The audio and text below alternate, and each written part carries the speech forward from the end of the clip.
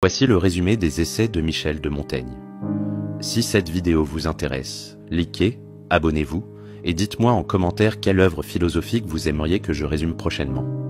Mais au fait, pourquoi cet homme du XVIe siècle qui parlait principalement de lui-même est-il considéré comme l'inventeur de la pensée moderne? Je vous donne la réponse à la fin. Alors voici l'essentiel. Les essais, publiés entre 1580 et 1595, représentent l'œuvre d'une vie pour Michel de Montaigne. Retiré dans la tour de son château à l'âge de 38 ans, il entreprend un projet littéraire unique, se peindre lui-même. « Je suis moi-même la matière de mon livre », affirme-t-il dès le début. À travers plus de 150 chapitres de longueur variable, Montaigne aborde une multitude de sujets.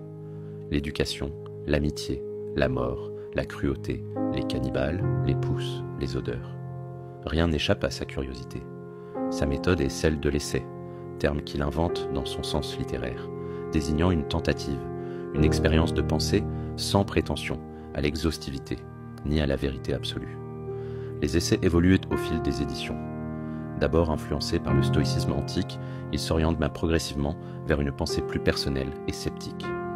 Montaigne doute, questionne les certitudes de son époque, examine les contradictions de la nature humaine et les siennes propres.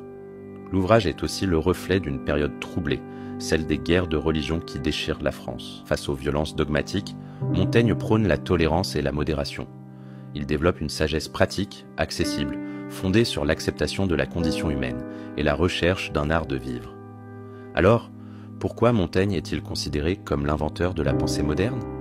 Parce qu'en se prenant lui-même comme objet d'étude, il inaugure une révolution intellectuelle, placer l'individu et son expérience subjective au centre de la réflexion.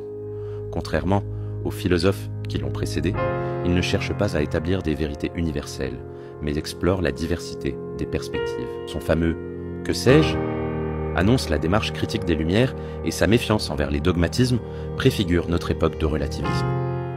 Par son style conversationnel, intime et autoréflexif, il invente une nouvelle façon d'écrire qui influencera des essayistes jusqu'à aujourd'hui.